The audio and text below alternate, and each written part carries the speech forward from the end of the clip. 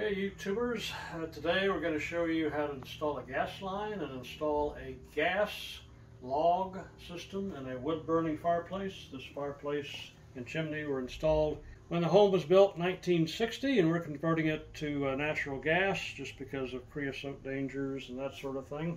Anyway, we've run a gas line into the firebox, and we're going to go back outside and show you how that was done. Here's the half-inch gas line punched through, maybe an inch or so longer than what I needed. But in order to punch through the firebox, I had to get a very long impact drill, and you can probably rent those if you don't happen to have that on hand. Okay, we're going to stop and go outside and show how I tapped, or I should say how I installed the gas line to this point. Gas line, you need a pipe cutter. This is an old rigid but still works very effectively. This is a Craftsman pipe threading tool, and it operates with ratchets here, and it's got it has a guide for the half-inch. It goes in there. It goes like this. You have a pipe vise, some other means of holding it, because there is quite a bit of torque put on it. And what you end up with when you cut your pipe is just a blank section, so you have to thread it back, and this one was cut on both ends because I needed the thread. Okay, let's walk over here and show you where we tapped into it. I already had a stub out from inside where the gas water heater was, and so we installed a valve. That's not the valve for the fireplace, that's just a valve cutting off the gas to the line. And so the pipe had to be threaded to length and a 90-degree put there, and it's all supported by wood into the stucco and straps. And you come around like that, and I use these special stucco anchors that hold it pretty well. Those are available at your Home Depot store, Lowe's, etc., etc.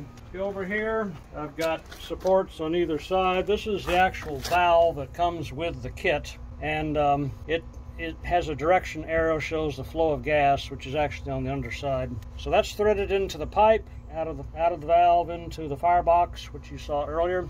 And that's the key where you turn it on from the inside, which we'll show you in just a minute. You can use PVC and PVC nipple on the part that goes to the key because there's no gas in that particular part. But you have to use black iron gas pipe going into and out of the valve, and you have to use special pipe dope made for natural gas, which I'll show you again when you get inside. So again, he did not have to shut off the gas to the entire house. There was already a tap for the water heater on the other side of the stucco, so he was able to tap into that gas pipe without shutting off the gas to the entire home, the other fireplace in the addition, space heater, etc. in the home. Only the hot water heater behind that wall. And you'll see where I had to punch a hole through the stucco in order to get the line that goes to the key on the inside. Well, I'm going to patch that with this concrete patch. They do make stucco patch, but I only wanted to buy one kind because I have to patch on the inside the hole where the pipe comes through, and I decided the concrete patch was better than the stucco patch, but this will work for this little hole repair right in here. Okay, this is the kind of plumber's dope that you need for natural gas. It also works for other kinds of metal and PVC, threaded metal, PVC pipe, etc., etc. And natural gas is one of the things, so make sure you get, and it's usually yellow, that kind. Now the kit that comes with the fireplace installation will include a right angle that will be threaded for the half-inch. And then off of this, there'll be a tubing that will be installed later. It has to be bent to a particular shape, which is going to be a little tricky. That goes around and will come into the burner unit on the left. They make it on the right as well, so they give you a cap, and be sure to thread it with that pipe dope. And then you'll get, on this end, you'll get again half-inch pipe threaded, and then this will go to that, and then the other end of the tube will fit into this. So we'll show you the completed installation when it's done. Also, what you get with the kit is a bag of sand, which sits in that pan, You get some embers, and you get some lava rock that'll go around the front, and then the actual logs themselves will be in here, which I haven't opened yet, and these are the logs that will be put in place on top of the rack that's already in the fire. Okay, so we'll show you the completed installation when it's all done. And the stucco hole, this is the other side, this is the key. It's always square. You can put that either on the right or left, but obviously the line coming in, a lot simpler to go on the left-hand side. You would have to run it all sorts of weird ways in order to get it over here, so a lot simpler to poke it in. Our line on the left side. You can do it on the right side if that's the way your house is done as well. And we'll fill it in here. Here are the parts that I showed you installed. The brass fitting that goes on the input for the gas line.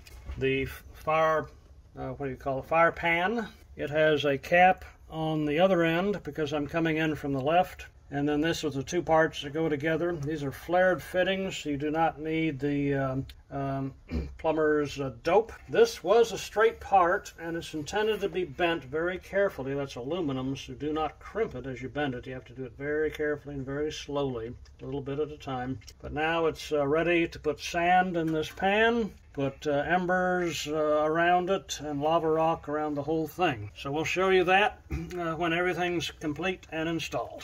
This shows the gas coming out of the pipe. There's our holes underneath the bottom of that horizontal black pipe that runs across. Now we're going to finish the installation with the sand, the embers, and the lava rock. And there's the final installation with the logs in position per the instructions. And of course, you could arrange it a little bit differently if you like. My dad is thinking about using a high temperature spray paint to paint that aluminum tube to blend that in a little bit more. The logs are looking great. You can go ahead and obviously design it how you like. We have all the lava rock, the embers.